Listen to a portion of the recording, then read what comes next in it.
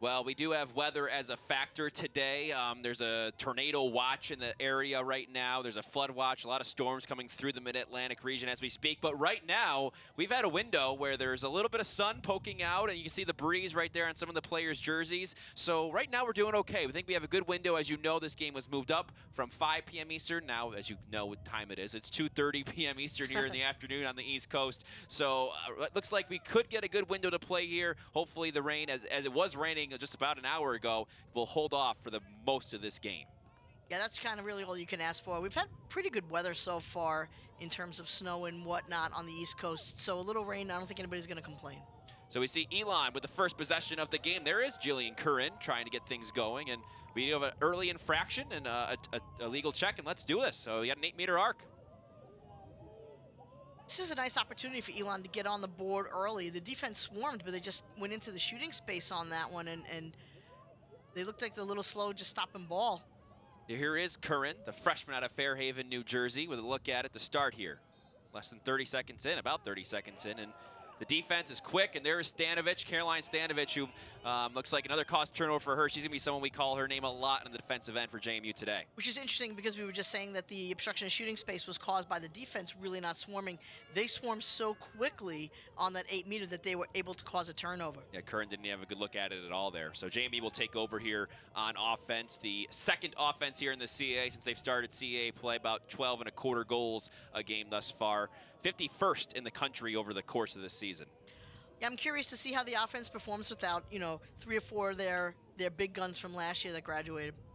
Yeah, and even this season, performing without Lizzie Fox, Hallie Dunkel, a couple of injured players have been made impacts both last year and mainly this year for this team and filled in the void of some of those seniors from last year, but looking to get things going here. There's Charlotte Haggerty behind the cage at X. Interesting pass there to Casey Knobloch. Then getting in the middle, and there is a save by DeFada. It comes out to JMU. Scramble now for the ground ball. That was a nice setup. They had everything going in motion. I think DeFada may have got a piece of that, but I think it rocked the cage and hit the pipe. And McDaniel with the opportunity at the crease there. The shot clock, or the possession clock rather, did reset in that moment. So it got either the cage or DeFada. There is a rush, and yes, we do have an infraction there as Kelsey Reed tried to make a move to the net. We'll have a free position on the arc. It's a nice spot there. A little space going, and you'll see right here. There it is, it hit the pipe. Off the pipe, that's Maddie right. McDaniel just, flush on. Here is Reed. Looks like the defender does get a piece of it, and so does DeFada. We have a scramble in front. Elon really swarmed there. I wonder if it's going to be hard to get footwork off the 8 meters because both teams now have had an 8 meter that's usually a slam dunk getting swarmed, and I wonder if it's just hard to get a good first step on the grass. Yeah, we did a game here a couple weeks ago, and the Bermuda wasn't totally in yet, but now with the rain, it looks a little greener this week, but at the same time with the rain, it's a little bit more slick. As we told you, it was a downpour when we arrived on scene here today, so the sun is poking out, which is a nice change, and maybe we can dry things out. It's pretty breezy, too. Yeah, it definitely looks brighter than what it did about an hour ago. It's nice, a little refreshing there. There's Mae McGlynn working around there. This is the best I've ever seen JMU's field look, and it just looks beautiful with the. Usually this time of year, it's not green. Like you said, the weather's been not too terrible in the Mid-Atlantic. No, not at all. Of course, of the spring. Some people might disagree with that, but for the most part. Not after coaching from last year. McGlynn over the middle. And it does go out there on Elon, so JMU's going to take over. Yeah, they had a nice play going on there. McGlynn tries to dump it behind the cage, but again, getting swarmed by that defense, and what happens is it forces her to adjust her pass and ends up throwing it out of bounds. So JMU once again will take over on offense. Nothing doing so far here at Centera Park. Tom Ash and Tracy Wiener with you guys. Little mid-afternoon Friday lacrosse for you today here on LAC Sports Network. Good Friday. Yes, that's right. It's always a good Friday when there's lacrosse. Nice catch by Haven, a nice look there over the middle to Haggerty, who's just wide. Yeah, you'd like to see Haggerty bury that because you don't get, that's a textbook, draw and dump right there. She got a good look, yeah. There's another look to the cutter over the middle. Logan Brennan also a little wide, so JMU getting some shots up early. Definitely penetrating the 8-meter. It's like they're working on their cutting, and there is number 22, Rachel Mady, getting to the cage and scoring. The freshman out of Phoenixville, Pennsylvania. JMU goes up 1-0. Third time's a charm on that. That was a nice play all around. Again, good ball movement by JMU. And you see when Mady catches this, for those of you that are trying to learn this game, she is moving directly to the cage, and she's able to split the defense because of it. If you catch the ball and your feet aren't moving on that, you're going to get swarmed. But because she catches it on the run, she's able to split the defense and takes a nice bounce shot. Can't go high to high on that, so that's really a better percentage for Defada. That was really well done. Her 11th goal of the year. She had a goal against Hofstra on Sunday, and she had a hat trick against Drexel a week ago today on Friday. So Mady, the freshman, really helping to fill some of the void left by Fox and Dunkel in the midfield. Shelly with a little bit of a smile there in the sideline. You see there in the white hat. Only a little bit. Just for a second, right? Yeah, you won't see another smile again until, you know, I don't know. I'm going to say around 4:30. when the clock strikes 0. So we'll have the draw control here with McDaniel. Draw control is such a important part of the game of girls lacrosse, and I like just watching how everybody attacks it. Everyone's got a little bit of a different approach. That she's going up against Jillian Curran there, and it was nobody better that I've ever watched than Taylor Cummings, though. Still, even to this day, when you see her with Team USA and the professional leagues as well, she's fun to watch. She does it all. Taylor Cummings. Pretty much. So valuable. You think about value. It's so great. Well, because not only does she do the big things, she does the little things. But draw control is the whole game, I think, still to this day. Well, Elon, I was talking to Josh Hexter about it. He said in their win over Delaware, it was the first time this year they had won the draw control, and it was so huge for them. And getting that win was a big result of that. So obviously looking to do that again today. But here is JMU. There is Haven bouncing it in and scoring 2-0 JMU. Interesting. Both plays are similar.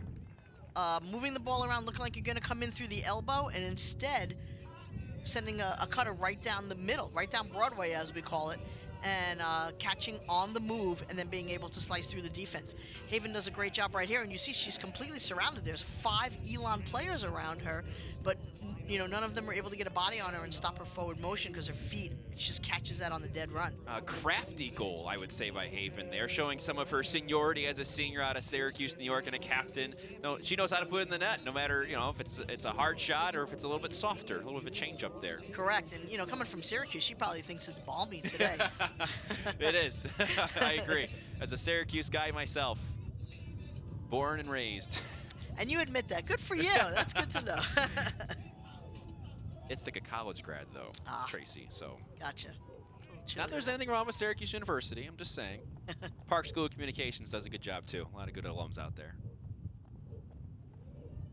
So JMU leading 2-0 about 5 minutes in. And this is a good start for JMU. You know, what you want to do is want to finish out the CAAs undefeated, get the top seed going in, and you want Elon, if they do make this tournament as the 4th seed, they're going to open up against JMU. So you want to try to send a message as well if you can.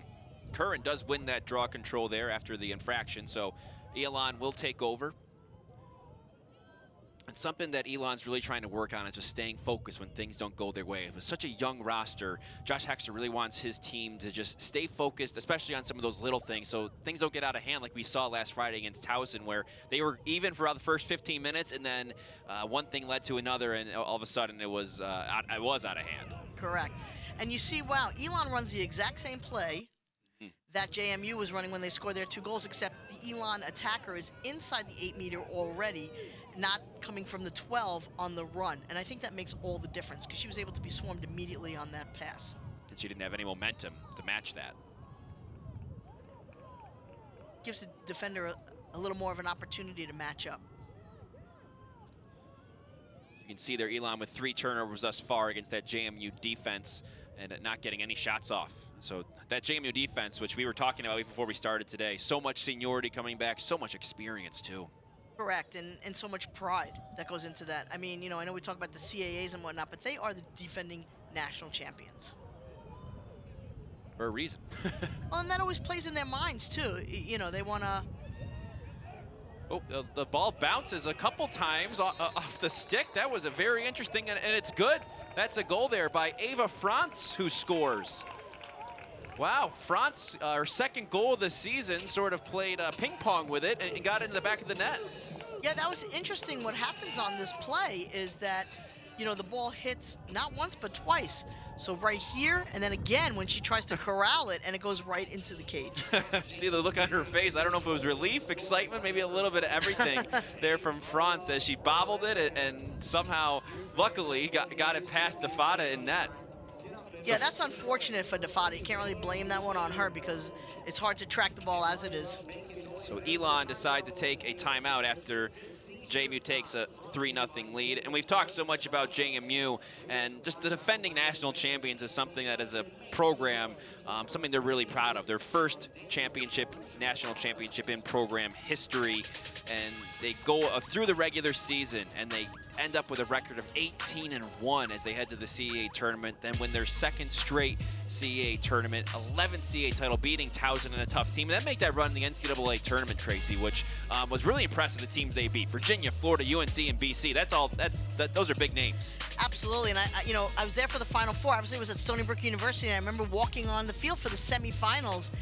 And when I went into the defensive end of JMU, it was impressive. Those girls were big, they were strong, they were fast, and I just thought to myself, holy cow, if these girls are as good as everybody's making them out to be, they're going to be hard to beat. And that's a big reason why this year they've been ranked in the top 10 all season long. They were 4th to start the year in the nation and the media poll. And you look at their defense and who they have back. 3 of their 4 starters from last year's national championship game. Emma Johnson's been starting. She's a freshman. Stanowich, who was a midseason first-team All-American. Lauren Duval and Natalie Fusillo from Eastport, New York, all in there. And providing that backbone. And you got Dougherty, as we talked about at the top of the show. Absolutely, and all these players, they are proud champions, and defense wins championships. And I remember, I was talking to Rebecca Tooker, who graduated last year, the defender. She's also from ESM. And, just talking about the pride that you have as a defender, because all season long, you're not getting the love. It's all about the attackers. But when it comes to playoff time, it is truly the team that has the best defense that will always be the champions. And you can see that definitely for sure in JMU last year. And we'll see what happens this year too as well. Lizzie Fox is actually out there, so we weren't sure about her status going into the game. We thought she might be out a few games, but I did see her out there. So Lizzie Fox providing a little more punch to that JMU offense in the midfield. So good to see her healthy. Without a doubt, and contributing because Shelly's Coach is so high on her, and just really to get the experience as a freshman to get on the field is just, in college, it's not a given. A lot of kids in high school expect it, but not in college. Lizzie Fox, just a freshman still, so she's making an impact early in her career as well. JMU back on offense here after winning the draw control and looking to get things going. Here's Logan Brennan working from goal line extended, getting it around. That's Daria Lucchese, excuse me. And going hard once again to the rack and scoring is McDaniel. JMU taking a 4-0 lead. Boy, Maddie McDaniel makes what we call a strength move to the cage. It's just a power drive. She likes her matchup. She sees what's going on, and she's going to see. So what McDaniel does is just takes her defender 1v1, and you see every shot that they're taking against Defada is a bounce shot. When the defense is falling into you as a goalie, all you can do is go stick to stick. So what you want to do is adjust your shot. McDaniel's so much taller, Voorhees did everything that she could to try to keep her out of there, but when it's only a one-on-one, McDaniel's going to be tough to stop. Yeah, she's really made a so much progress in her game from last year to this year. They wanted her to go to the cage more, to use her size more, and now taking the majority of the draw controls. She's number 2 in the CAA this year, so doing a little bit more for this team, and I think they've really seen the benefits of that. They sure have, and she's won, almost every single draw in this game so far. And like you said, Elon being a young team, playing the national champions is already, something that's in the back of their minds, and now you're down 4-0. We have to see if they can stop the flow. There's another shot that goes wide, just wide there by Rachel Mady, and Elon's got the backup, so they'll take over possession.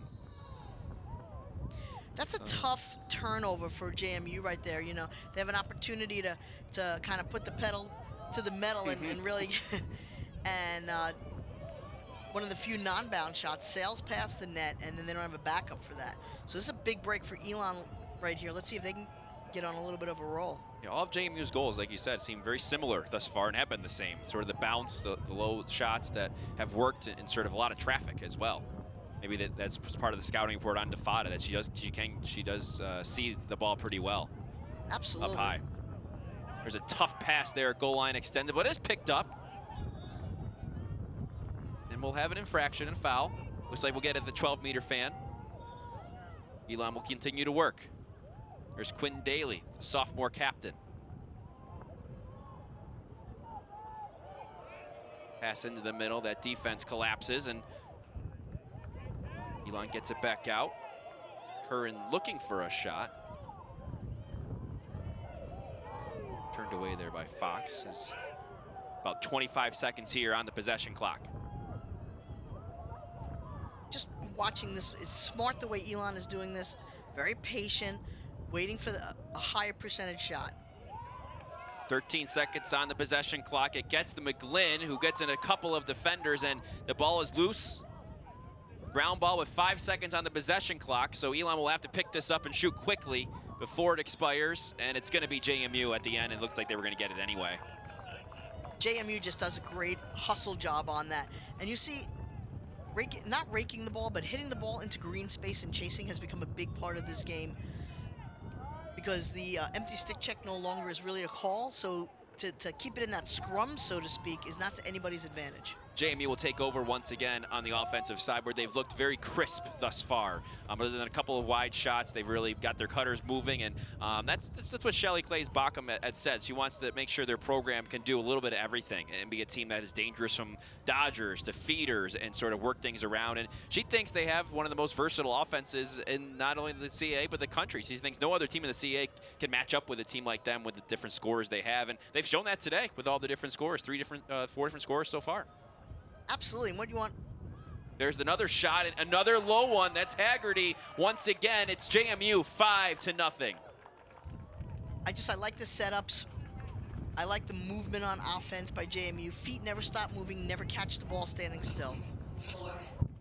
JMU so far a 5-0 lead, 5 different goal scorers, and they're getting those cutters through the middle. It seems like the soft spot in the Elon defense, and really working through their progression so far. Well, what JMU is doing is they're spreading out their offense. With everybody moving like that, they're taking defenders out of the 8-meter, and they can't stand still and swarm. So they're getting one-on-one matchups every time they go in a goal. Impressive start thus far by the Dukes with about less than 10 minutes in. 5-0, haven't allowed any shots thus far from Elon. Let's take a look at this Haggerty goal once again. Rather, let's not. Never mind. I thought we had a replay, but the wind knocked it out, as they say. It's getting a little breezy down there. It is getting breezy down there for sure. The official had to take his hat off. He was wearing a hat to start this game on the field. That did not last very long.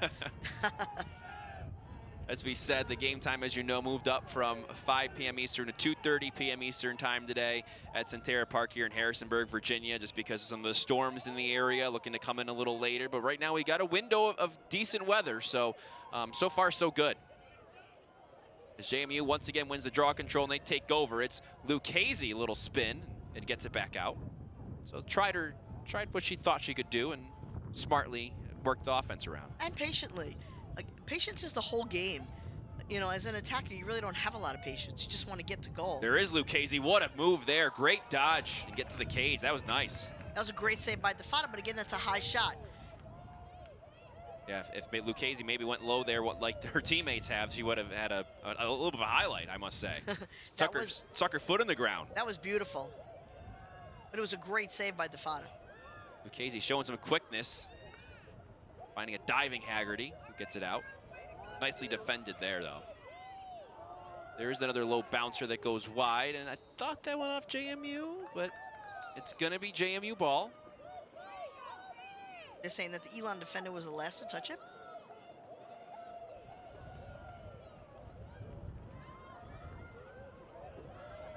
$5-0 JMU. There is Lucchese once again, looking to use some of that quickness, and she does get it, and it scores. It's Daria Lucchese scores to make it 6-0. I'm not sure if that goal is going to count because I believe that she's getting a yellow card for this for a dangerous follow-through. So we need to see if that's going to happen because her follow-through on that shot hit the defender. Good catch there by Tracy. So I'm not sure if the goal counts and she gets a card, or if the goal doesn't count. Yeah, you can see the Elon. Player that right after she had released that goes down after getting hit in the head, and you can see sort of what happened. The goal will not count, so we'll take that one off the board. It will be a yellow card for Lucchese. And it is a nice play, but you got to give the Elon defender credit for stepping up on that. And I think it was Curtin, if I remember correctly, if I saw correctly, number 10. And honestly, just taking that hit after the sometimes you have to close in on the defense, on the attacker. Yeah. So Elon will go a man up here. Have opportunity to cut into that 5-goal lead and get some momentum on their side. But, oh, nice pickup there after the failed catch. They should be able to find the open player on this. They're moving really well. Elon's offense has moved pretty well. They just haven't been able to convert sort of later on at the end of their offensive schemes. There is a nice look in front and a goal by Mae McGlynn. Nicely done there by Elon to take advantage of the man up. They're on the board for the first time this game. It's 5-1. And that was a good look. And what happens is while everybody's rotating and moving, McGlynn just kind of stations herself in the middle of the 8-meter. And so you're not going to have a defender in there because she'll get called for 3 seconds if there's nobody that she's guarding in there, and they can't get any more fouls when they're already man down. So you see right here, just kind of slides right in and then buries the shot. You can see taking advantage of that situation. McGlynn, her 34th goal the year. She leads the team in goals and points, and showing why right there to get Elon on the board and sort of hopefully get them some momentum here as we head to the second part of this first half. Yeah, Thompson does a great job, though, on that assist to see in there and put it in there. I mean, McGlynn didn't even have to break stride, nothing.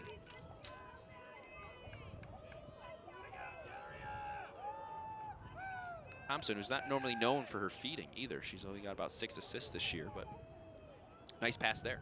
Yeah, when you're man up, that's what happens. You have to keep looking and moving the ball, and the offense has to shift before the defense can catch up, and they're already man down, and that's on their brains. And so yet another draw control there for McDaniel, just taking it all herself that time, using her length. 6 feet flat as in the program. Well, that was a great win on that. Yeah.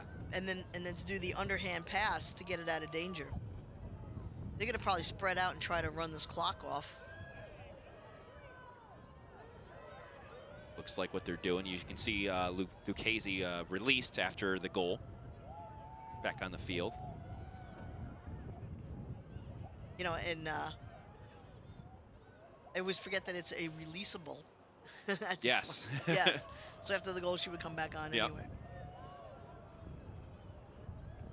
There's Brennan working from X, looking for some of those cutters to go through, and they do. Just nothing happening. Except for Brennan making some moves and gets it back out.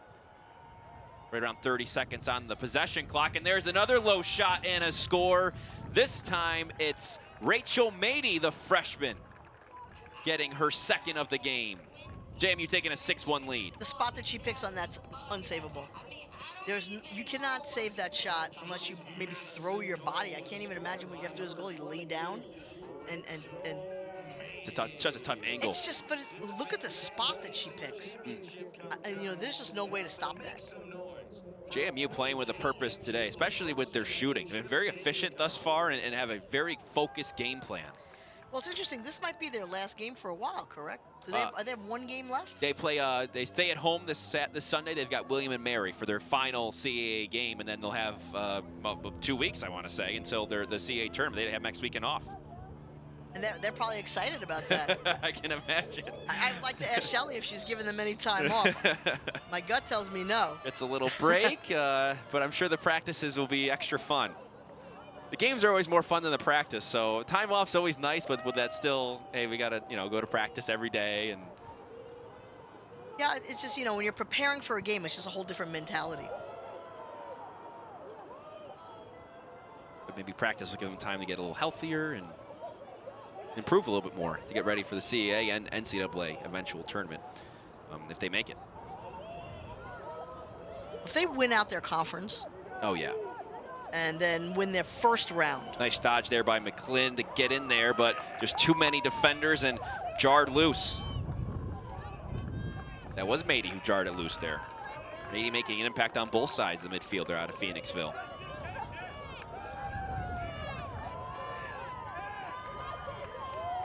It's a nice.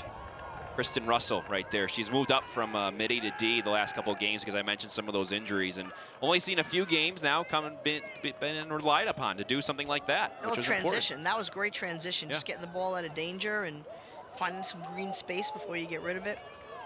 Nothing in traffic. Haven directing things as she always does as the senior captain, the leader of this offense for sure. So good during that tournament weekend last year. They were all so good. Gotta have everybody clicking at the right time, which is an art, you feel like, you know? I do, you know. Nice pass there by Haven, a quick stick from Brennan. It's stopped by Defada, excuse me. Defada makes a great move across, and again, on the quick stick, you know it's gonna go high to high. You don't have enough time on a quick stick, so Defada just goes and jumps and eats that shot right up. JMU with 9 shots on goal thus far in the first 15 minutes.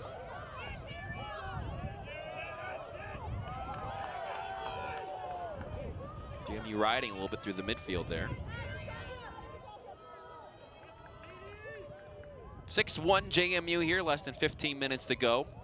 Start your lacrosse Saturdays with Ellison College Central here on LAC Sports Network. It begins at 11:30 a.m. Eastern Time every week. We'll get you ready for all the biggest games of the weekend from around the country.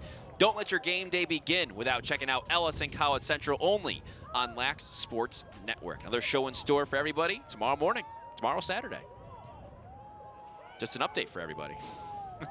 My days are always off when I don't have a school day on a Friday because I feel like it's Saturday today. Yeah, a lot of people this week or next week had a lot of vacation, spring break type deals. Yeah, you either had it before Easter Sunday or you get it the week after.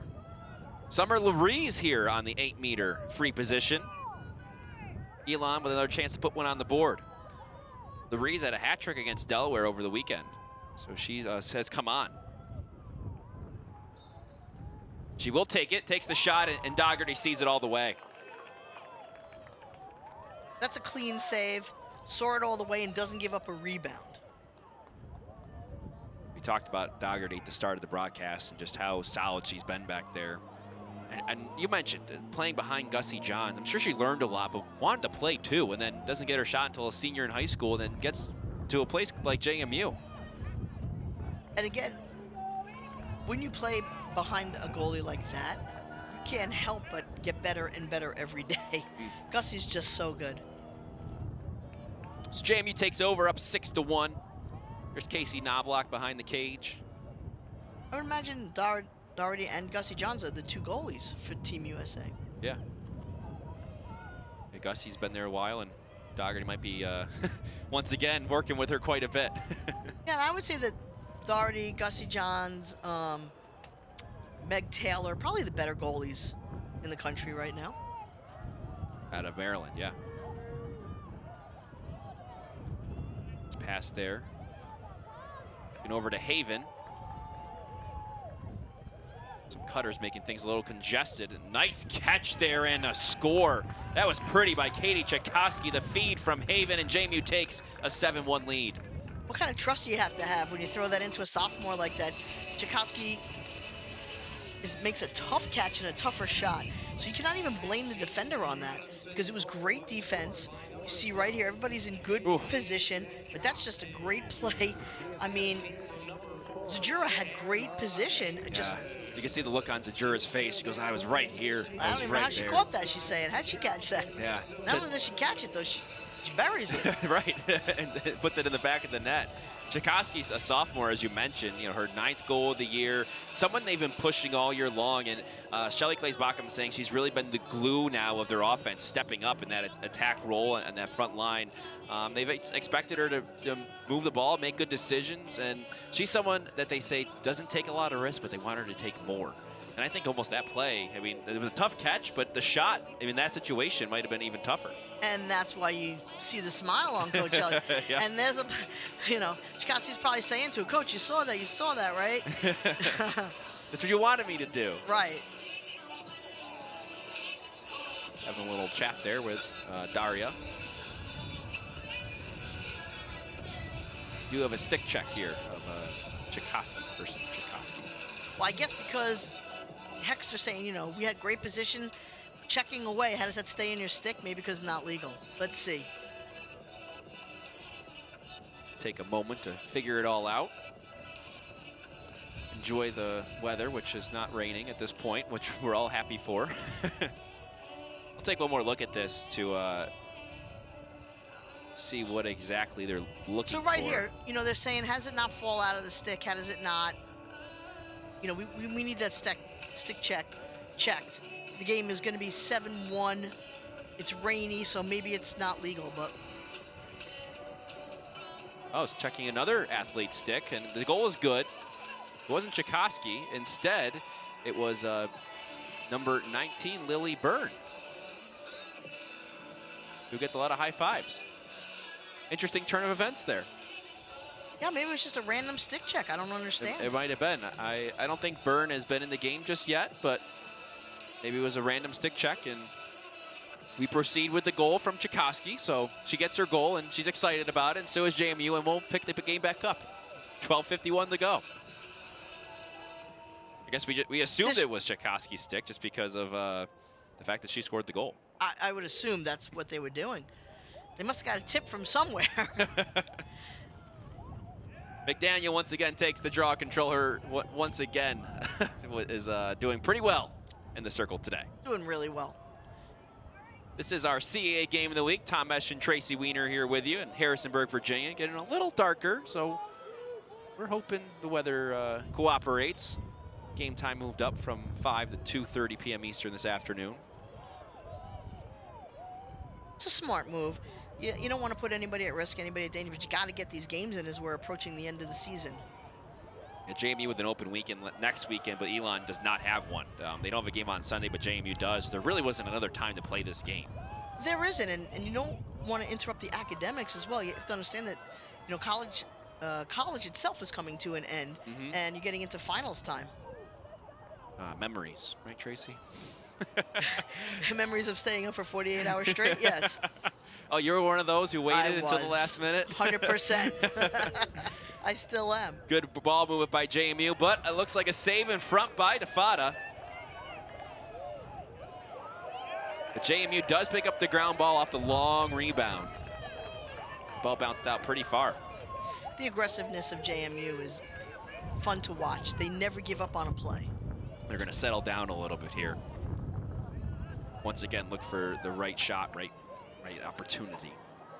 Well, you don't need to force it, and you do have an opportunity, like you were just saying, that if you continue to score and get into some running time with the weather the way that it is, then you can get this game in the books. There's Lucchese, once again, using some quickness there on the right side, and then finding a teammate, and it just goes outside the goal line.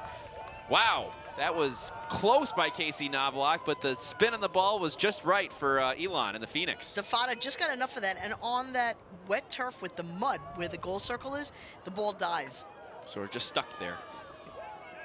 So here I was worried that the mud was going to affect their footwork. Instead, it's helping keep balls out of the cage. I love it. JMU putting a little pressure here on the clearing game. Tough bounce there off the grass. This is natural grass here at Centera Park, in case you guys are wondering. It's been so long since I've seen it. There's nothing better, though, than playing on nice, natural grass. No offense to the turf people out there, but natural grass, when it's in good shape. I guess. I love playing on the turf. As a coach, I love coaching I'm sure, on it. I know. Practice never gets canceled. Games never get canceled. Wind and clouds picking up here a little bit. There's Kaylee Thompson, a little spin, and a save. Looks like it went off the post as well. But picked up by McGlynn, kind of, and it's going to be JMU's ball. You looked at Darty. She looked in the net to see if it was there. Yeah, she looked behind her. You're right. I thought it was getting there, too. Might have gone off her stick, then off the post. It might have. The pipe has made a few saves today for both teams. Less than 10 minutes here in the first half. JMU up 7-1 over the Phoenix. Nice passing there on the transition opportunity, and it's McDaniel once again. JMU takes an 8-1 lead.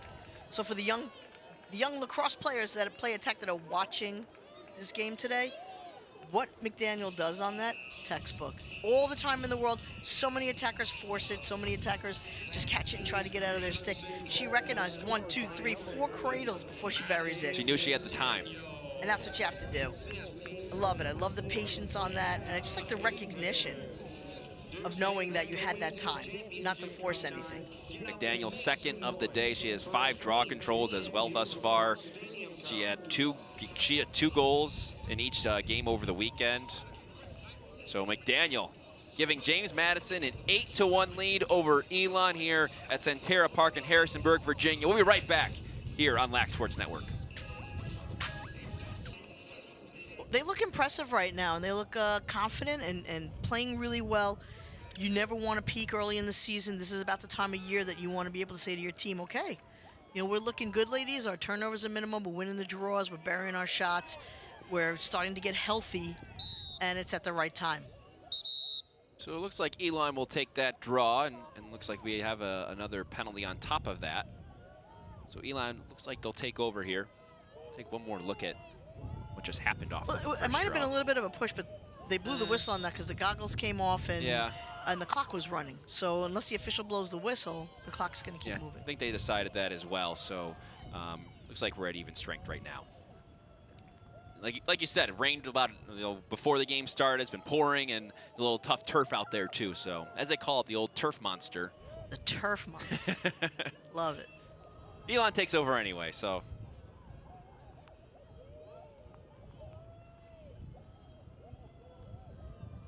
And there from X looking over the middle, May McGlynn.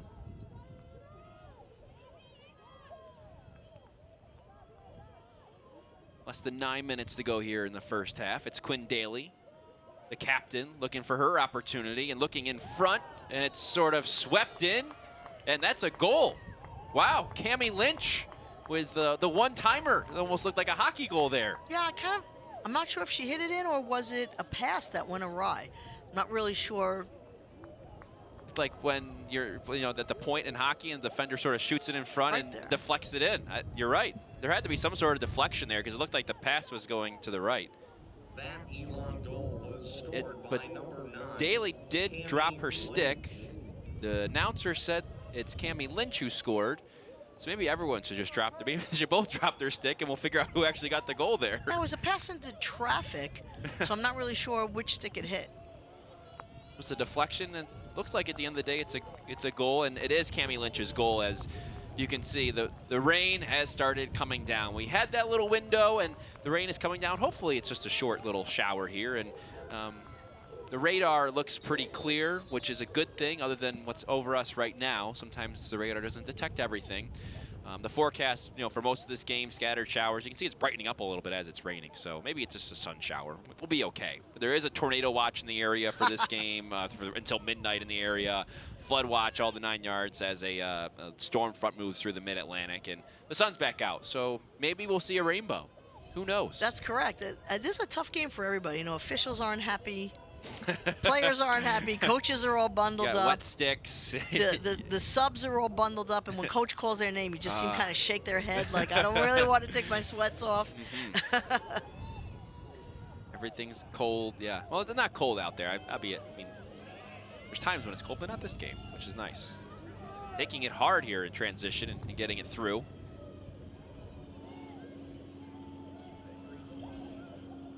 It was Stanowich. I wonder why, you had an open lane, you didn't go to goal. Now I know why. I was wondering what. I think that's a senior doing what a senior should do in that situation. Up 8-2. Everybody wants the defender to score. Makes the bench go crazy. She does have a goal and an assist this season. 1. Nice.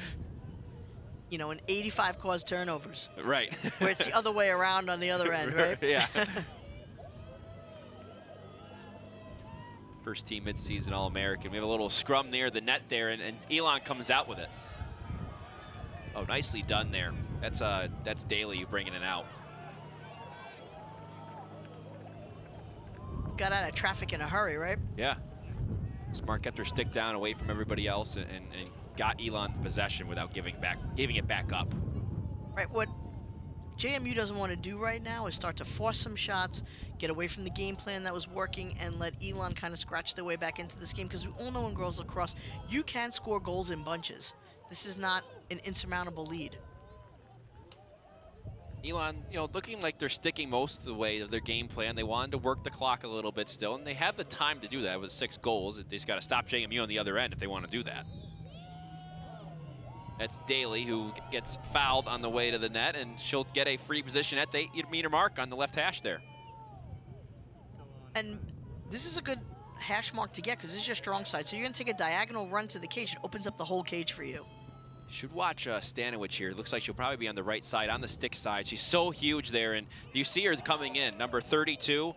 Shelly Claes-Backham told us to watch that because she's been on the stick side for free positions all year long, and it's always hitting the other stick and getting there, exploding off that 8-meter arc and providing a lot of trouble for teams in free position situations. Well, it's so interesting because it is the biggest argument, or discussion, I should say, not an argument, is that the free positions, everybody thinks that they should be a slam dunk, but the defenders in college are so good that it's almost better to just foul and put them on the 8 meters. Right. Because you see right here, it's a much more difficult shot than allowing a player to go untouched or unhit at full speed at your goalie. And when you have someone like Stanowich back there who can get the ball back very quickly, and Dougherty. And there is a shot and a save by DeFato. Looks like she saw it all the way through, so Elon takes over. Absolutely, and then the last 2 shots that JMU has taken are all stick side high, and you're not going to beat DeFato that way. That's why we talked about her at the beginning of the broadcast, because she will provide some stability back there, though we just see the turnover on the clear attempt. So JMU takes over once again. That was a nice defensive play. It hit a JMU stick into the Elon player and went out of bounds. So Elon was technically last to touch it. The first miss clear for either team today. I'd like to see JMU get back to working the ball around, and getting a higher percentage shot. JMU's offense averaging about a little more than 12 goals a game thus far in CAA play. Kelsey Reed looks like she got pushed there. See it one more time, and JMU will take over after the infraction. Well, you'll see. You'll see right here. I mean, it's a good thing that the wind died down, because she might have flew back another 10 yards. Jillian Curran with the check.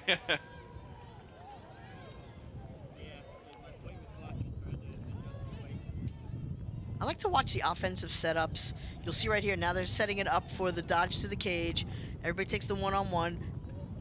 The attack starts in a clump on the right-hand side. They all shift to the left. As soon as the defense shifts too, you'll see the ball carrier try to go to goal, see if she can beat her one-on-one. When that doesn't happen, then they regroup and go back to start. They've been getting into action, seeing some of those cutters come through the middle, and had a lot of success with that thus far. Less than 5 minutes to go here. JMU getting some shots off during this possession, but they have about 20 seconds on the possession clock.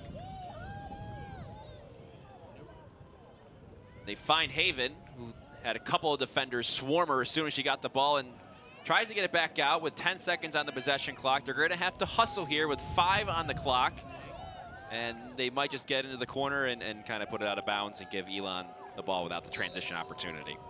Yeah, they just exactly what they do. Right, that's exactly right. They don't want to force anything, and I think Haven was looking for an obstruction of shooting space, calling that, but the defense was already settled. We do have a final elsewhere in the CAA. Delaware over Drexel, 13-11 in the women's game earlier today. As JMU takes over in transition after the cause turnover, it's Haven working a little 2-on-2 action. And a nice defensive play there by Palmer Voorhees to stop the transition opportunity. I think that might have been a save by DeFato as well on that play. That was just all around. It was such a beautiful setup by JMU, and you thought it was just going to be an easy goal. Dink and dunk it in. Right. Yeah. Never is.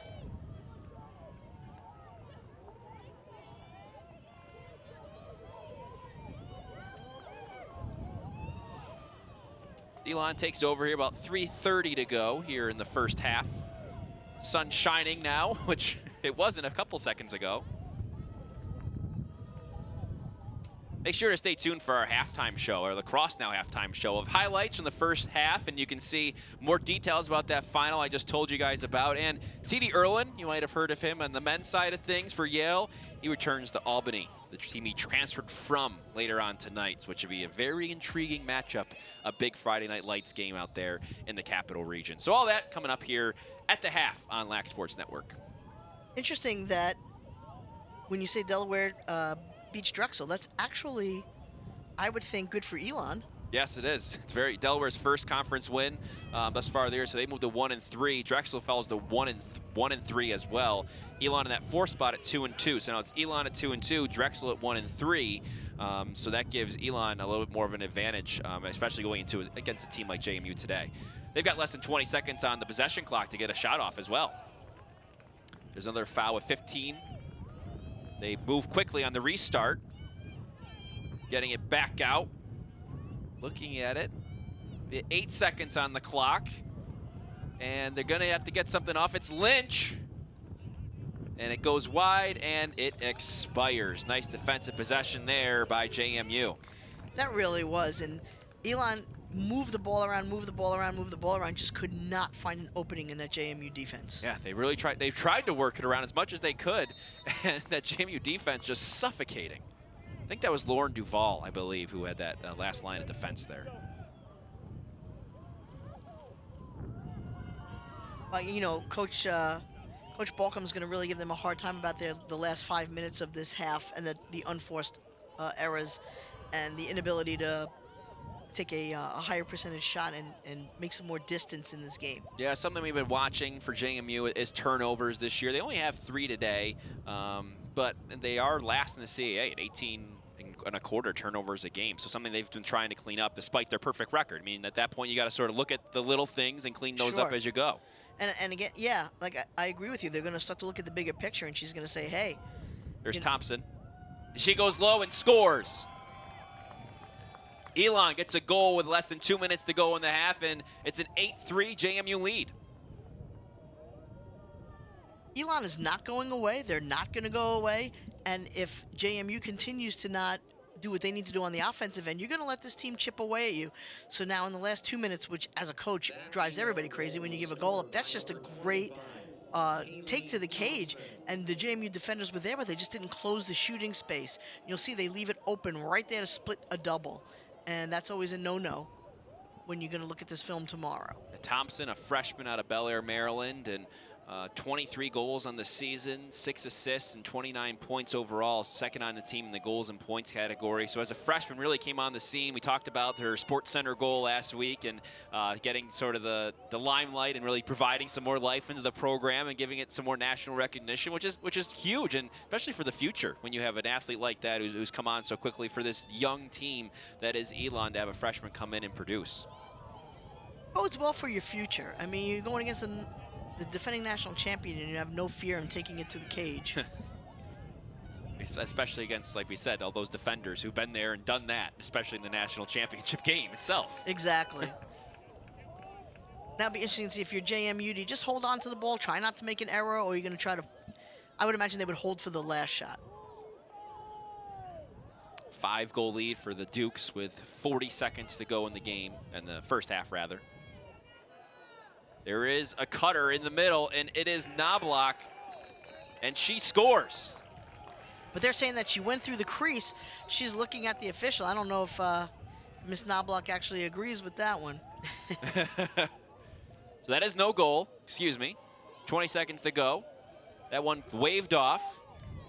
Looks like Elon's going to try to get a good clear here to make sure JMU doesn't get anything cheap at the end of the half. I'd like to see the replay on that. I know, Mom and Dad do too. They're probably going to text me at halftime. Her parents are the Morristown High School coaches. And I know they're not happy right now. I don't think Casey agreed with it either. So no. We'll be talking about that one at the half for sure. Maybe we'll get another look at it during our halftime show, which is on its way. Yeah. So we will start here in the second half. With the first free position, it's McDaniel going up against Peyton Stone, a freshman. And it's McDaniel winning it. And JMU. So they take over here to start 8-3. We get the second half here in Centera Park. McDaniel's been dominating in the draw circle. Yeah, she's at about 7 or 8 now so far in this just tonight. Adding to her total this season, which is second in the CAA at a little more than 7.5 a game. Oh, she's already beaten that mark today for sure.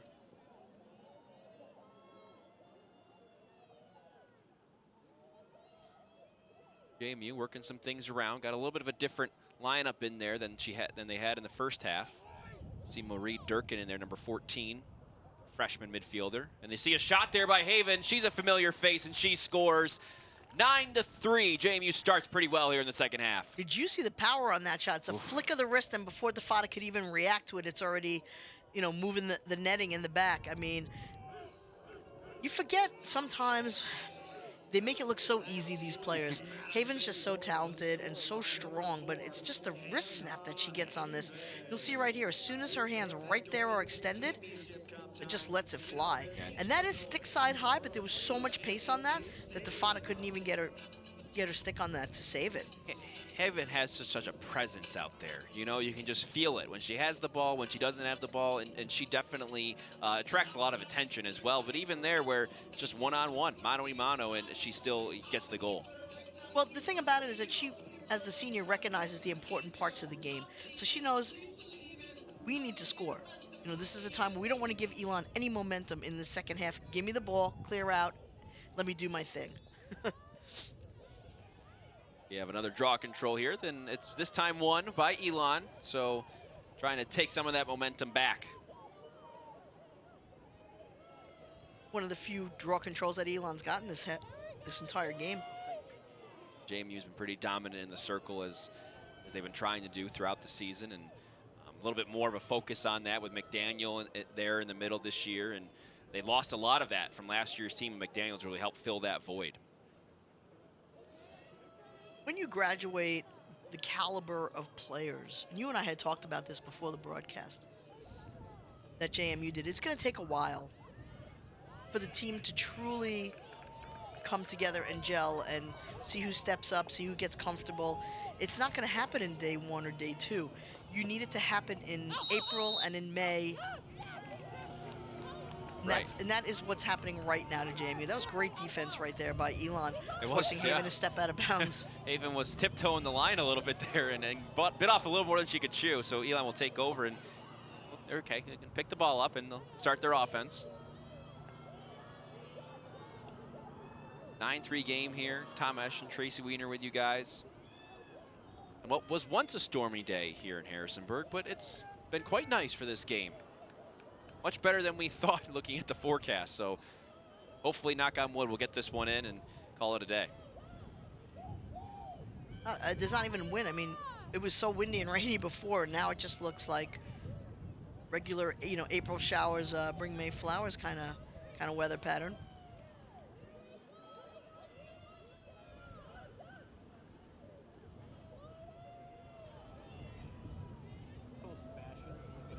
See Elon moving it around now with about half the possession clock rather.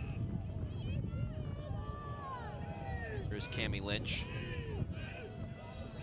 JMU fans calling for some defense there, and maybe got a little bit too much because there's an infraction, and we'll have a free position on the 8-meter arc.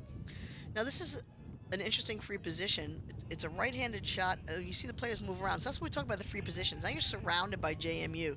So even though it's a foul, who gets the advantage when you're a team that can swarm so quickly? I often wonder. Cammie Lynch there with Stanovich on the stick side, which is, you know, as a defender, it's so tough. But it is Stanovich who gets the foul. She was looking for a charge on that. Stanovich kind of looked around, and you can see her walking, kind of stomping a little bit. Not really obvious, but just little huff and puff little there. Huff and puff. That's a better way to put it. There's Lynch this time taking the shot, and it's high. JMU has the backup, so they'll take over on the possession. But as a defender, you pride yourself on that position. And the attack are the ones that create all the contact. They really do. You know, they're running at you 100 miles an hour. You're already in your spot.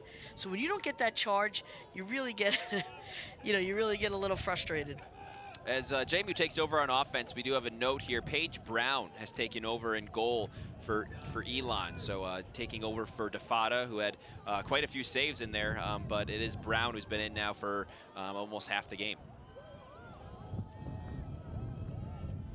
She had a couple decent games this year. She has made some appearances, had a good game against Virginia Tech in that loss, had quite a double-digit saves there. So Brown taking over here for Elon early. As Jamie looks to go to work on offense, it's Haven, her third of the game. JMU takes a 10-3 lead. I just like the energy that Haven's come out with in the second half. Just give me the ball clear out of my way. Let me do what I have to do. No, they're going to need her as they get into the playoff run, the playoff stretch. Right now, what she's done in most of this season is given her mates a lot of confidence and a lot of touches. And she also recognizes, though, going into May, that it's going to be, a lot of it's going to be on her. And you talked about how motivated she was in the second half and coming out here. And we're talking with Shelly Clays-Baucom earlier in the week, and the motivation of this team. And the fact that they had to work on, as she put it, some ego management as the defending national champs during fall ball in the early spring and January, February, and saying, we are the defending champs, but some people are saying, well, look at all that we lost, but the players that are still there are saying, well, what about us? Correct. We're pretty good too, and sort of managing the expectations, and not only the national scale, but also the conference, and winning their third straight title at the CAA, which they have really put a lot on and used that as extra motivation. As they should. You can't take one step without the other. And although, look, everybody wants to get to the Final Four, be a national champion, sometimes, you have to enjoy the journey and not just worry about the destination. And I think that's kind of where Shelly's head is at right now. And I don't blame her for that, because you never know when you finally break that ceiling and become a national champion, knowing that everybody's coming after you. They always say that you have that kind of that next season hangover type of mentality. And as a coach, it's probably your most difficult assignment to make sure that your team still stays motivated. Yeah, and to think about, the fact that they have been dominant in the CAA for so long, but they have made runs in the past, and she even brought that up when we were talking about her. She goes back in the early 2010, 2011 years. We went to the Elite Eight a couple years ago in a row, and we kind of set our sights on the Final Four. But we didn't get there because that's what our sights were on. And now they really focus on taking care of business, especially when it comes to these conference games, which she said can help them be a contender when it comes to the NCAA tournament. Exactly. And I'm going to say that probably the only team that has that barometer set on national championships is Boston College. Right, because of where they've been the last couple of Correct. years. Yeah, And they've been in that title game the last 2 years. They know their goal is to go in and win it, because they don't want to be a team that loses it 3 years in a row. Right. Well, getting there is great, but winning it's a lot better. Right, and what they bring to the field. There's Charlotte Haggerty, who goes low and scores. The sophomore from Bel Air, Maryland, gives JMU the 11-3 lead. And that's the first 3 goals of the half, and that's exactly what we're talking about now. Haggerty, and again, the placement of that shot is what is so important. And this is an 8-meter. Now look how she gets in. Okay, so the difference in the 8 meters, it's supposed to look like that. That's the assumption when you get an 8-meter and you're a coach. Okay, we're going to score every time. Perfectly placed shot, bounces it in. The defenders can't get to you in time. But that just goes to show you how JMU's defense is so quick and so strong, because it really almost looks like an advantage to them. Right, on the other end of the field. Correct. That's right. JMU has a new goalie as well. It's Ellie Harmeyer. A couple of 3 appearances this season, taking over for Molly Dougherty, giving Dougherty maybe a little bit of a half a day off if the score stays this way at 11-3. So Harmeyer, senior out of Millersville, Maryland, Severna Park High School. 3 games this year. We do have another stick check. We'll take a look and see what happens from this one. Yes, I'm curious as to whose stick they're checking at this point. Had some interesting, already in the first half we had an interesting stick check. Hannah Haven does not have a stick with her, so I'd assume that it's hers. And I would too. And a lot of times on the on the top goal scorer, you want to make sure that her stick is legitimate. The sticks are created in such a way now that I don't really see how they're ever going to be illegal again. the way the side walls are set up, the way the stitching is set up and whatnot, I really do feel as though it's really difficult for your stick to be illegal anymore. They're all illegal. Right. They all have a fake pocket. They all, I mean, I remember 20 years ago, the sticks looked nothing like this. You couldn't get the power on the shots that you get. You couldn't keep the ball in the strings like you do now. And yet they're never illegal because of the side walls, the way that they're structured. Right. Science. Science has made a big impact on it, yes, hasn't it? Kelly Amante and Gary Gate. I think we can thank those two. So the stick was good at the end of all that. So we'll take over here with about 25 minutes to play. JMU up 11-3 and getting their draw control. And I tell you what, that being said, I don't know much about the stick because I never really played the sport because I didn't have it when I was growing up. So I just laughed. My daughter plays with a all mesh stick and loves it. I don't really understand, you know, why it's so much more better. But why, you know, how, but yeah, all that, and but she loves you it. see the results. Correct. That's all that matters, right? Listen, if my kid's happy, I'm happy. She's a teenager. See Brennan working to try and get inside, and the pass is a little too high, so Elon will get it in transition and try to cut into this lead a little bit. That was a nice defensive stand by Elon. They really stepped up on that instead of letting the attacker get to goal untouched. And when the pressure came and she had to get rid of the ball, that's when you saw the unforced error. Shannon Horan, who was the one who picked up the ground ball and took it over the midline, and senior, she's a 4-year starter for Elon. She's been, you know, a solid player for them from the beginning, just a leader for a lot of those younger athletes on that team. As some of those younger scorers take over here on offense. Like they said, trying to focus on some of those little things when the game sort of gets to this point, and just being, you know, fundamental and working on those sort of things. This is the only game this weekend, so this is all they have to hang their hat on. They'll play William and Mary coming up next weekend. Finish their CAA schedule and finish their regular season as a whole with Coastal Carolina, the 28th. There's an interesting try by Thompson there, trying to go low, but she's going to get a yellow card on that. Yeah. Again, that's dangerous propelling, it's called. The other one was a dangerous follow-through. This one's dangerous propelling. The defense has position. You try to do a little trick shot, but instead you hit the defender who has already established her position. Emma Johnson right there in her face. Went off her leg. It looks like she's okay, though. She was asking for the call, and she got it. Well, they stepped up on the defensive end there and swarmed once again. And when that happens and you establish that position, Thompson, you know, tries to make something out of nothing, but unfortunately ends up with a yellow card. Yep. So JMU will go a man up here, up 11-3. They'll work it around and try and get a good possession and a good shot. Still important at this point of the game, and sort of to keep their, not get sloppy. I think that's what, I think Shelley doesn't want that to happen in these last 20 minutes of the game. No, without a doubt. Yeah. You can't get sloppy, you want to take advantage of these opportunities. You want to make sure that your team understands when they're man up, what play they're running, what's going to be effective, who gets the ball. Working the possession clock a little bit, and over the middle, and it's a goal there for JMU. It's Daria Lucchese who scores 12-3. They convert on the man-up opportunity. And that was perfect, and it reminds me of what happened in the beginning of the game, catching the ball on the dead run and just slicing through the defense. And again, what Lucchese does is she shoots low on this one. It's a bounce shot. She's very patient. You'll see right here. Here comes the feed. It's a perfectly shot, and then goes down low, gets the goalie moving. Yeah, we saw Lucchese try to work a lot to get a goal earlier in the first half, you know, trying to use some of her quickness to dodge, really, and here gets it off the catch, which, as we saw, and we talked to Coach about, Shelley Clays-Bockham, is they want to be a little more versatile when it comes to that. You want to be able to dodge and catch and shoot, and I think you just saw that there. You did, and that's a great feed by Knobloch. And that's, you know, as a freshman, when you're contributing to the team, to the defending national champions, and you're out there doing your thing, that's awesome too, because you're going to need all hands on deck as you get into the playoffs.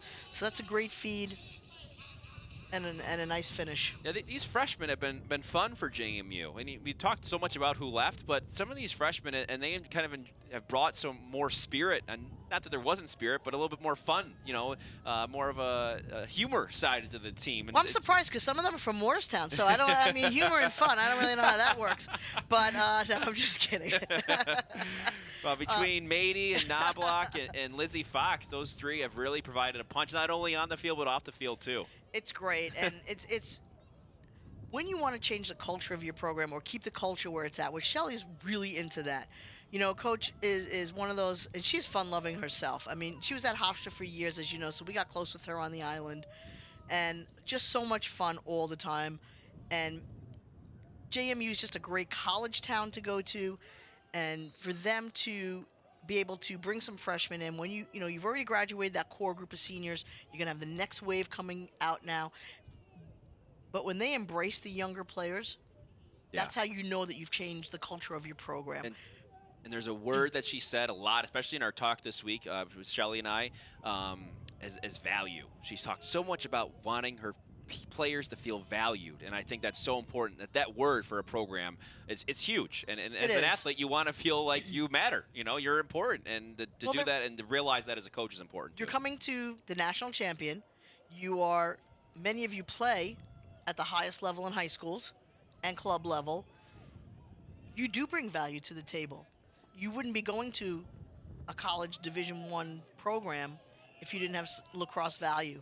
But the fact that the coach preaches it. There's a shot low and score for Kate Mackel, a freshman. They're talking about some young players, but this one is for Elon as they get on the board for the first time in the second half. It's 12-4.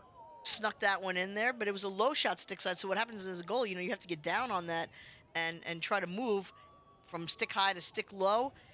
Just misses. You'll see right here. Yes, just took a little step, didn't give the defense a chance to really get in there. That goalie was on that, though, without a doubt. I mean, right there, saw it. Just couldn't get her stick into that position to save it. Hairmeyer's a good goalie. She was on the CAA All-Rookie team in 2016, but, Dougherty's just been so great sort of taking over that job. But Mackel gets the better of her that time. So a nice goal there by the freshman, her 7th of the year, to give Elon a goal here in the second half. They just have to score in some bunches. You can't score one and give up three, one and give up three. That's where the draw control really comes into play. Correct. And that's something that they really wanted to do. Their 6th Elon in the CAA, and draw control is a game. But JMU in 2nd, so you know that you've seen that really come to fruition this afternoon. Tom Eschen, Tracy Wiener with you here. About a little more than 20 minutes to go here in Centera Park in Harrisonburg. It's JMU 12, Elon 4, and it is JMU who goes on to win that draw control, doubling up Elon thus far, 12-6, as you see there. It's just coming down to my favorite part of the lacrosse season. You're getting into all the tournament play, the AQs, all the senior days are pretty much done across the college landscape, and now you're just thinking about playoff time, and it's just so fun to be a part of. Lashing over the middle, but they're getting deflected there. Nice job by Leah Zajura, who gets in the middle of that shot. Eli will take over. Quick possession there from JMU. Quicker than we've seen, at least. So I would think that it's this weekend and next weekend are the last 2 weekends of the college season, and then we get right into the tournament play. Yeah, and some teams starting their tournaments next week. Next weekend. ACC as well. So depending on the conference and things like that, some still have some conference games to play, and then they get into their tournament. But ACC tournament starts next week, and that should be a fun one. We got teams like Boston College, North Carolina, Syracuse, some of the best teams. Virginia, Notre Dame. I go on and on. Yeah. But that'll be a fun one. It'll be interesting to see how BC, as dominant as they've been, will do in that sort of tournament atmosphere once again. And then you wonder how many of those teams are hoping to get in on an at-large, and how many that they're going to take with the Ivy League being so strong this year as well. The Big Ten is always strong, and then everybody else, tries to get in there. Been a fun year so far. I've had a lot of good headlines, a lot of good storylines. As always. Always. Once you hit this time of year, as you said, Tracy, it's fun. Well, it is. I'm curious to see who ends up winning the Hofstra-Towson game as well. That's going to have an impact on the CAA. All these games now that are going on are really exciting. For an update for those of you curious about that Hofstra-Towson game, it's 10-9 Pride there with about 15 minutes to go on the island in Hempstead. Hofstra leading. So both those teams are 2-1 in conference play. Definitely some seeding implications there. They could just play each other, which it might be. Well, they could. So that could be a preview of the first round or the Sure. semifinal round, depending on what happens, shakes out the rest of this conference season. Just shows you how much parity there is. CAA always competitive. JMU looking for their 3rd straight title, and that's something that was mentioned, hasn't been done since Towson did it in the early 2010s here. That consistency as a program, something that Shelly Clays-Bachum's pretty proud of, and she said other programs can have that breakout year, but sustaining that is what's really something that she's hoping and has continued to do looking forward. I agree. We had a goal circle violation here, so the ball's going to be a turnover, going back to Elon. But to work so hard to get to where JMU is now, you just don't want to go and I don't want to say backwards, because you're never going to go backwards. But what you want to do is just always be competitive, always be in that conversation. There's the shot and the score for Elon. It's Summer Larice. Larice makes a great shot. It's just a catch and fire. Elon getting a couple goals in a row here in the second half, making it interesting. I mean, like we said, they want to be a little more consistent in their focus and their play, and especially in these moments is where it really comes to fruition. Well, you're wide open in the middle of the 8-meter like that. It's that's just for an attacker. Your eyes get really, really big, and you want the ball. And just did a great job of finishing. As an attacker, what you want to do is finish. That's the expectation from the coaching staff, is that you finish. Yeah, Larice part of a group for Elon that Coach Hexter says they have a few different athletes that have been sort of coming on, and really hoping they could break out. And she did that, especially last game against Delaware with a hat trick, and seeing her score again today. So as a junior, another good step toward next year in her senior year, being able to step up in different situations against a team like JMU. Absolutely, and what we're saying from what we're hearing from Coach Hexter as well is that he's so excited for next year and the year after. Not that he's not into this season as well, because he is, but he understands that he's going to be loaded for a while, and the experience that they're getting now is going to translate into year 2 and year 3. He loves this team. He said it. He goes, I love this team so much. They're so much fun. And yeah, we've taken some lumps thus far, but like you said, the future is really bright with some of the young athletes, with sophomores and freshmen. And I think that's something to be excited about. And no matter and as what, long as they understand that message as well. You just have to get your players on the same page as that, understand the message. Hey, look, maybe we can surprise some people this year, and that's going to be amazing. And then next year and the year after, what we do in the off season and what we do fall ball, and people are going to have to start to take notice of you ladies and the hard work that you're putting in. And once they buy into that thought process, sky's the limit. We have another free position here on the 8-meter arc, so it's Kaylee Thompson, the freshman, with another opportunity. We've said her name a lot today. She's had a great game. Yeah, she's been all over the place, looking for her second goal of the game, and just goes wide. And did just miss the cage on that. You're looking for Molly Doherty in the cage. Ellie Hairmeyer. Hairmeyer is taking over here in the second half. 12-5 JMU. Tom Esch and Tracy Weiner here for our CAA game of the week.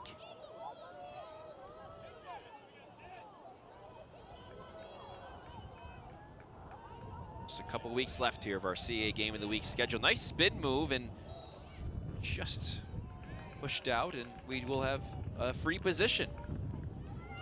Reed Durkin, the freshman midfielder for JMU, with an opportunity. See here, she's coming in. There's her hands in the right spot, but as soon as she puts her stick out like that, she gets it into the sphere. There it. Durkin just gets tipped and goes over the top of the crossbar. And it's Elon ball. All right. I'm wondering if they feel that the shot went off of a JMU play, but a shot is a shot, and I thought she was closer to the line, but in the official's determination, Elon gets the ball.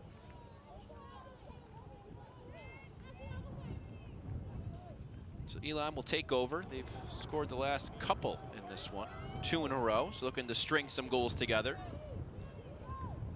After JMU scored the first 3-4 goals of the half there.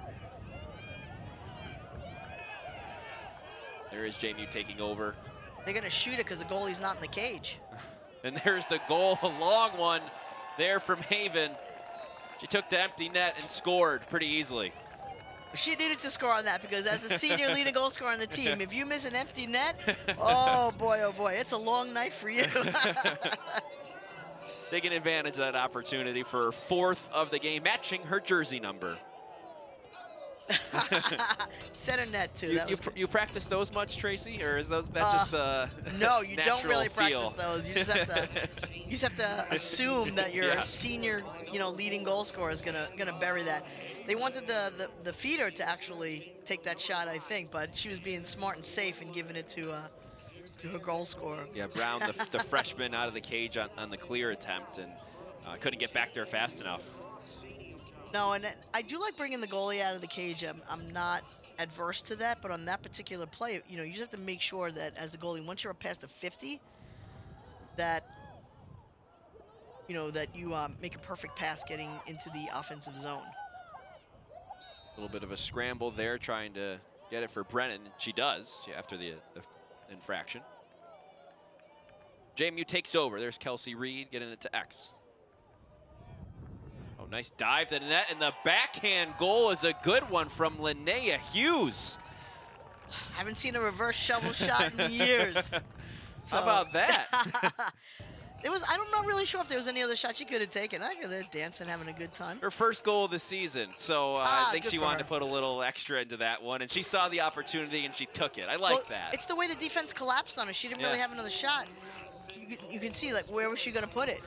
You weren't going to stop and go right-handed. You weren't going to turn around again. So right here, she's got her back to the cage, and the defense is starting to head towards her. So looks like she's going to get a much-deserved rest here as we hit the 16-minute mark here in the second half with JMU, a 9-goal lead as we take that first draw control. And looks like it's going to go JMU's way once again. Yeah, there's a new draw specialist, or is that still McDaniel in there? It's Marie Durkin taking over there, the freshman. So that's nice. Everybody getting a little bit of action now. One more goal, and they'll go into running time. So Coach Balcom's really making a concerted effort to let everybody have an opportunity today.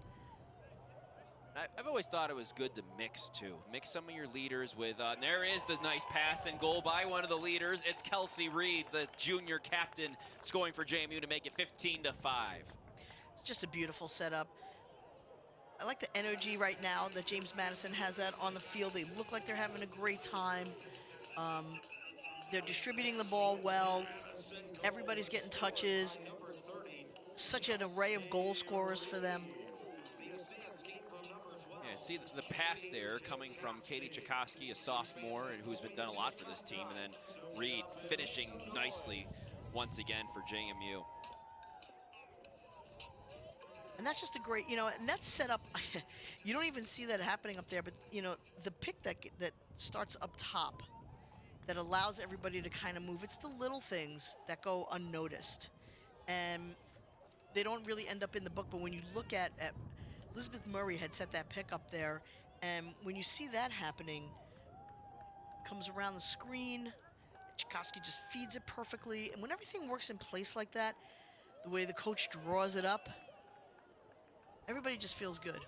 Yeah, Reed's someone who's really stepped up with some of those injuries I mentioned at the top of the broadcast, with Hallie Dunkel being out, and she's scored in every game since Hallie Dunkel's been out. So you can see someone like Reed being that next person up mentality and really flourishing in that role. Correct. All these girls are so talented. I was looking at the nice pass over the middle. It is high. Elizabeth Murphy there with the shot.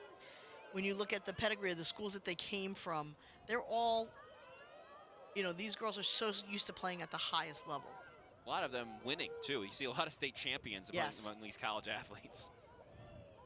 Durkin with the dodge, trying to get in the middle.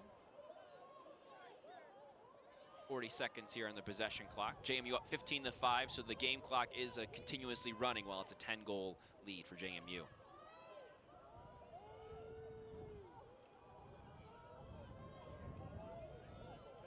Lucchese looking to get through the middle, and that's deflected. And that's going to be a yellow card as well. Yep.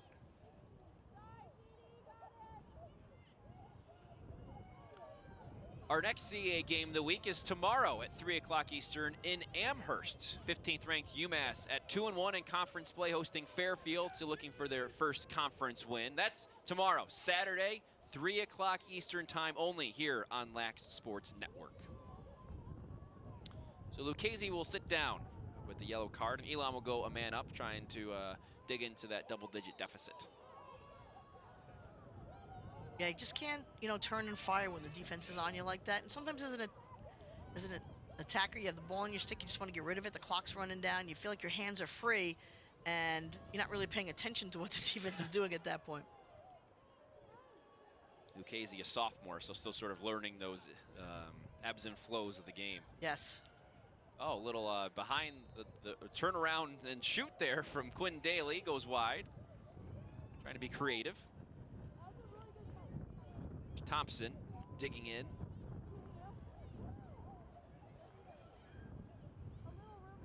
Simpson, they're working it around quite a bit right now. Nice catch inside, and a pretty smart move there by Kate Mackel to take it out.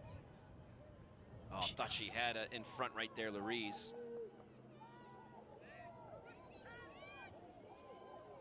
Half of the possession clock is gone. There's a nice shot and score by Cami Lynch. 15-6. Elon trails by 9. That was a nice take. The center was open up a little bit, came across the body.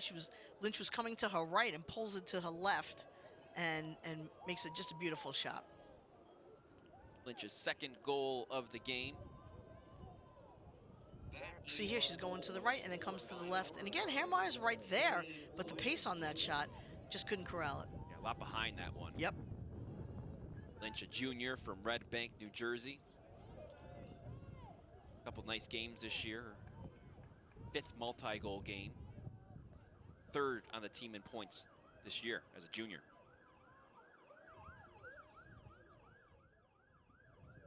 The weather cooperating nicely here with 12 minutes to go, which has been very nice. We weren't really sure. We were watching the weather and saying, well, it might be a little, that window might be interesting, but at this point, now that we are almost 48 minutes into the game, it's almost an official game, so that's a good thing. Without a doubt. And smart, they moved the time up, getting out in front of the weather. No need for anybody to play in anything that's, you don't want to see dangerous because it's just rain. But if they can play in weather like this, why risk it and have to play maybe in a downpour or have the game completely stopped? I mean, we saw a couple of weeks ago in the Maryland Northwestern game, it just changed the whole momentum, the lightning strike. Yeah. Maryland ended up running away with that one, and I don't think Northwestern scored when they went indoors. No, they did not. They were held scoreless after the lightning. See, Elon, only with those 9 shots on goal, they definitely wanted that to be up in the 20s and even 30 to really know if they had a chance today. And you can see that JMU defense just has been suffocating, not allowing those opportunities. Yeah, I would have thought that in the 20s and 30s was a bit of a reach against JMU.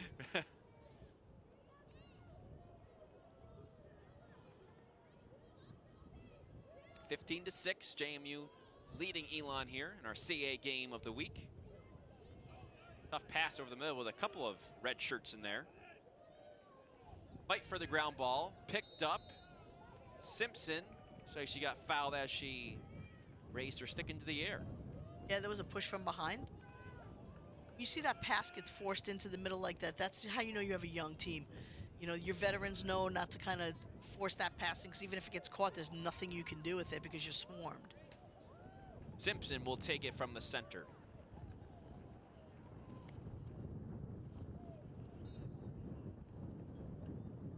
Passes it out, knowing how fast they've been. I was just going to say, the respect of that's all to the respect of JMU's defense. It's Thompson looking for it. Deterred.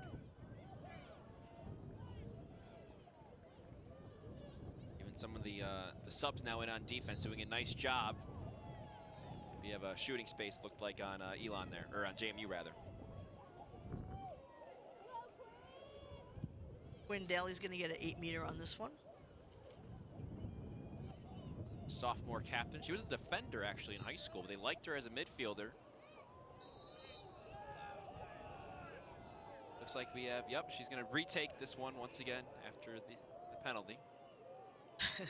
The fans weren't happy with that. They thought maybe she kind of just slid into first, it looked like. But I think she had a little help. Stanowich, once again, not happy with the call. No, not at all. But I do think she had some help.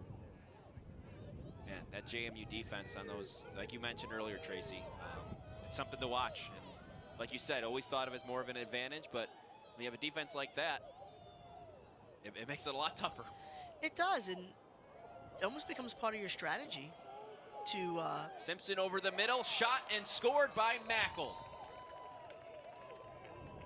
That shows you Elon's future right there when you look at that play. Mackel's a freshman who finishes, but the pass comes in, and that might have come in from Simpson, the senior. I'm not sure who makes that pass right here. But she takes Simpson takes a hit, comes off of it, and still makes a great pass. So when you look at that, you have Thompson touches the ball, that's a freshman. Gives it to the senior in Simpson, who then dumps it off to freshman Mackel. That's what you're looking for. Everybody to start to get comfortable, learn how to play the game. Simpson's the one that, when it gets a little chaotic, you give it to your senior, because she can control the ball. But when you give the freshman that kind of confidence, it's unbelievable. A nice response here by the Phoenix, who called the timeout after going down 15-5. The clock was running. They've scored the last 2 goals, so really settling down. And whatever Josh Hexter told them worked. And even in this part of the game, with, like you said, some of those young players, they've responded. What you want to see? Absolutely, and they're excited to play a game like this. You know, you might think, oh, they're probably, oh God, they're playing JMU, but they probably circled this game on their schedule. Playing the national championships, the national champions, in your conference. That's exciting for any player because every player dreams to be holding the hardware. Elon still hoping to have that spot in the CAA tournament as well, so hoping to use this game maybe as a springboard, so to speak, or just learning some of the lessons from this one to take up against William & Mary coming up next weekend. Such a huge game for them. Yeah, with Drexel losing today, that William & Mary game just became pretty big. If they win that one, pretty much they can get in with that 4th spot, depending on what happens between the 2 and 3, and Hofstra and Towson right now tied at 11. About 5 minutes to go there in Hempstead. So interesting afternoon going on here in the CAA. Right, I would imagine that the 2 of them are just kind of fighting for seating position, 2 or 3, if you're going to wear your dark jersey or your light jersey in the tournament. And with all this talk about the CAA, Wednesday nights on Lac Sports Network, it's CAA Press Pass. We'll bring you all the latest news, notes from around the conference, and prepare you for the biggest games of the week.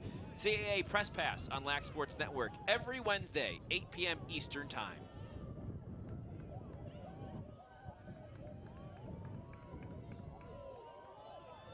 As Elon takes over, looking for their 3rd straight goal, so looking to string some more together here. Well, I like the fact that they just keep moving the ball, keep working at it, keep seeing what works, going to goal. And there is the shot, and a nice save there by Hairmeyer low. Kick save and a beauty.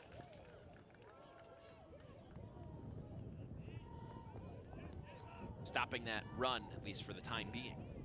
Nice transition clear there for JMU. Ava France, another defender who's moved up to the midfield, and she does take the shot. Save there by Brown. High to high. Right, and I'm sure that when she comes off the field later, coach is going to say, I love your energy. I love the fact that nobody came on you, so you kind of took it to goal, but we just played defense for an inordinate amount of time. Might want to, I'm not one of those. I like a fast-paced offense. You get it, you have a fast break, you go. But there are certain times in the game where you got to give your middies and your defenders a little bit of a breather. So Elon will take over once again after that quick shot. That was a great save. I mean, you score on that, and it kind of takes the momentum out of Elon's sails. Simpson over the middle, looking and finding Lariz. Brings it back out. Elon still working through their offense. They haven't rushed too many shots here in the second half either, despite the deficit. Well, it's hard to rush a shot against. That's true. There's Thompson, who rushes to the net and scores. Kaylee Thompson with the goal, the freshman from Maryland. Elon with 3 in a row. Thompson makes a great move to the cage, knows she's probably going to get hammered along the way, and just keeps on going.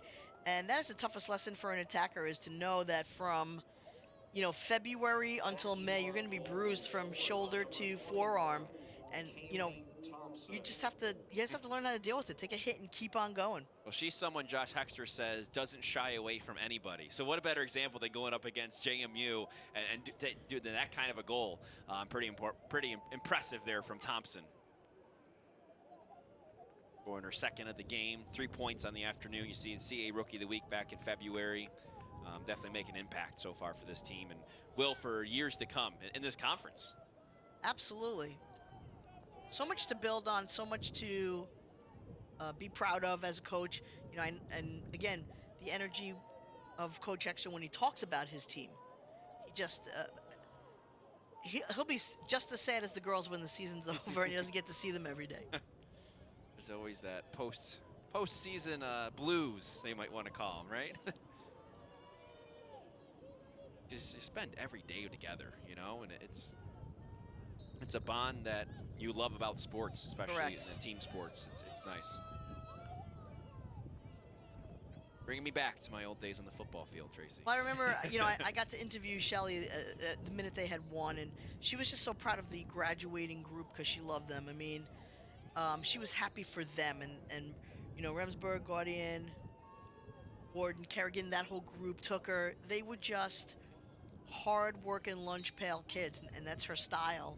Yeah. And for them to come out on top when really nobody expected it. Everybody thought it was going to be one of the other three. Nobody would have been surprised. Yeah. Nice save there. Looks like there was the delayed penalty there on the shot. So it looks like Elon's going to get it back and have an opportunity here once again. You'll see right here. I mean, Lynch. But Lynch is in the crease, and that should have been called, and that's something that, you're not allowed to step on. In the boys' game, I think if you're allowed your stick follow through. There's the whole dive. Oh man, Tracy, you don't want to get into the whole the whole dive thing. The dive is fun, but it's a conversation. I'll tell you that right now.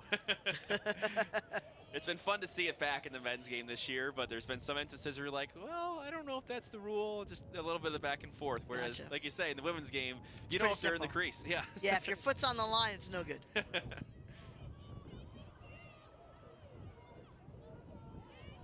Women aren't good living in the gray area. You know that. You're in right or general. wrong.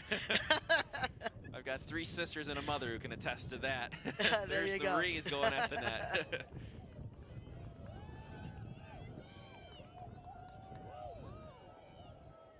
Yeah, I'm waiting for my friends from New Jersey to text me back. Oh, they call my kid on the crease, but not. That was you, not me. I Always didn't say anything picking there. on the Knobloch kids. I don't want New Jersey mad at me. The officials probably worked for them at one point, I remembered. JMU brings it over, and they'll settle it down as they get into their set. Up 7. Elon with a little bit of a push here in the last 15 minutes of the game or so after JMU got that 15-5 lead and looked like they were going to sort of coast away with the clock running. But Elon with a nice surge here in the last 15 minutes. JMU is going to continue to look to score now. There is the take to the net and the goal. It's Lizzie Fox, the freshman from North Rockland, scores. Well, that's good because she's been out for a couple of games injured, and now you come back in and you're able to put the ball in the net. Yeah, Fox didn't play all last weekend against Hofstra and Drexel, and Coach Backham wasn't really sure what her status or availability would be, but she has had some time today and taking advantage of it with the goal. And she's someone who's really made an impact as a freshman for this Without team. a doubt, you want her healthy come playoff time for sure. And for a lot of reasons, number one, because she's a contributor, but number two, because she needs that experience moving forward. When everybody else graduates, you want her to already have playoff experience in her back pocket. Yes, took some contact there and was able to get to the cage and score, so showing that she can still do it, maybe despite not being 100%. She might be 100%, but after not playing a couple games over the weekend, looks like she's shaking that rust off a little bit. Enjoying your time with their teammates on the sideline as well. Yeah, I mean, they're all like, they compare bruises, they compare plays, they compare everything. It's battle scars, right? battle scars. Battle scars. If you come off the field and you're clean, your teammates are going to make fun of you. McDaniel, I believe that's her 11th draw control of the afternoon. Dominant. What an impact she makes in there. You know they would try to get it done in a different way, but with her in there, I'm sure that gives Shelly Claes-Bacham a little bit more confidence and faith. Makes her rest a little bit easier. Yeah, well, it's it's part of the game that she doesn't have to improve moving forward. Because last year, as we mentioned, was more of a collective effort. McDaniel was still in the roster. She still started in that national championship game, which was in a little bit of a different role. Closing in on 5 minutes to go here in Centera Park, Harrisonburg, Virginia. Thrilled to say there hasn't been any weather delays. We're doing all right with a tornado watch right now in the area until about midnight. A little bit of a scrum around the front of the crease there and picked up by Brown, and they'll get a transition opportunity with the wind blowing some plastic there. You know it rained because we got plastic around the camera. Right, and this is part of the new rule that I'm not a fan of. So you used to have to stop at the whistle. Now you don't. You see they had a 1v2. There was nobody down there. So they had like a 3-on nobody at one point, and because the whistle blows, you take that foul, which is smart, and you allow your defense now to collapse in and take away the entire advantage.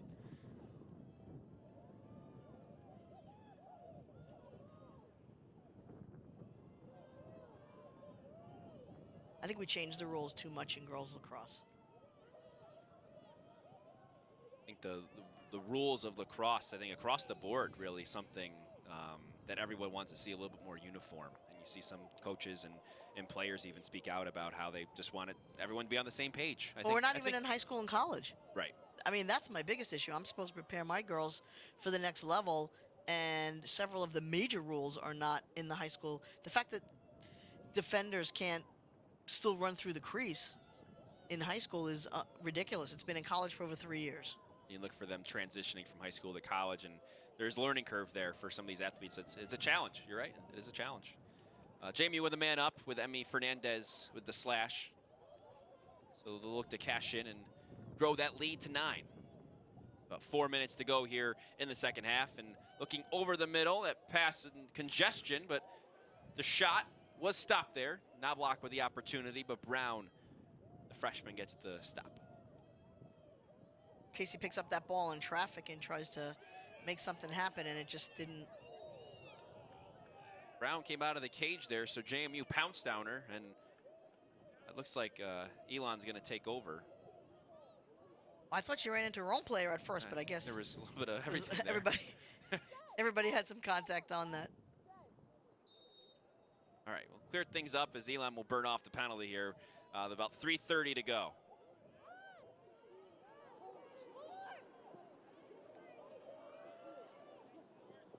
JMU, with a win, if things go the way they're going right now, would clinch the top seed in the CAA tournament. So they'd be the number. They are hosting anyway, so they're the top seed.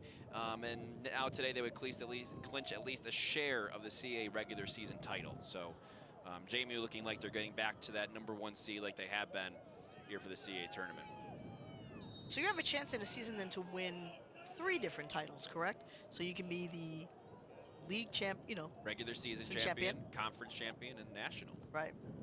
Not to mention getting to the championship weekend, which I feel like for a lot of programs is another little notch. You get a trophy for that, don't you? I think, right? You get a trophy. Everybody gets a trophy. You should only get a trophy if you know. We do have a final elsewhere in the CAA. Towson coming back to beat Hofstra 13-12. Big win there for the Tigers, who, after losing to JMU in their first CAA game, have really come back as they improved to 3-1, now second in the conference, and the sort of flipping spots there with Hofstra, who falls to 3-2. So we'll get you some of those highlights later on tonight, probably after the game and on Lacrosse Now as well. It's a tough loss for Hofstra, but it also shows Hofstra that they belong. When you play Towson that competitively, you play JMU that competitively. 2 one-goal games for Hofstra from between JMU and Towson. You're assuming that you're going to be the 3 seed going into the CAA tournament, and so at that point, what happens is we have another card here. Casey Knobloch's gonna get a yellow. Yeah, Alyssa Perel in that game had 7 goals in the loss for Hofstra. So she's so good. Interesting to see how different teams have sort of approached her, and as one of the best scorers in the nation, it's pretty interesting. It's a tough check on that. Yeah, Yep. Quinn Daly ended up on her stomach there. Well, and I only think that there was a yellow card on that because you never went for an actual check. You know, you just. Yeah. I didn't. Balance kind of a thing. I right? guess, yeah. Off I mean, balance, and there's Thompson. The look to the middle, and Hairmeyer gets a save. but I think that for Alyssa Perella, it's her speed. They cannot catch her, so it's very hard to lock her off because she just runs by you. JMU looking to get things cleared as we approach 1 minute to play. 16-8 here in Harrisonburg, Virginia. The sun peeking out from the clouds. Glad we could get this one in this afternoon. Storms in the area, but they did a good job by moving the time up to 2:30 so we could get this one in and get you a good clean game, even though it poured about half hour before the game started. And ever since then, we had one brief rain shower, and since then it's been pretty clear. So thank you, Mother Nature. Yes, and whoever made that decision, Yeah, well done. Yeah, that person should definitely have dinner paid for this evening. I was checking the radar. I was like, I don't You were. know. I told you they'd be fine. and I you know. said- I know. I said I had a 50-50 chance. JMU 16-8 lead. About 30 seconds to go. Elon's going to have maybe one more opportunity here to get another goal, but if all stands to reason here with 20 seconds left to play, JMU looks like they're going to go 5-0 in conference play here in the CAA. Another outstanding conference season for the Dukes, and Elon fall just under 500 at 2-3. They're going to be in a fight for that 4th spot, but with Drexel losing today, now at 1-3, that game against William & Mary for Elon coming up next weekend is going to be huge. William & Mary at 1-3 in the conference. JMU will finish their conference schedule coming up on Sunday against that same William & Mary team. Elon's got Coastal Carolina also in the last weekend there next Sunday. I will say, though, for JMU, congratulations on Hairmeyer gets a late save. beautiful save there. Just congratulations on keeping your focus for the season like that. Coming off of the year that you had prior to be able to, once again, grab that top seed in the CAA means, you came back and you worked hard. You didn't lose your focus.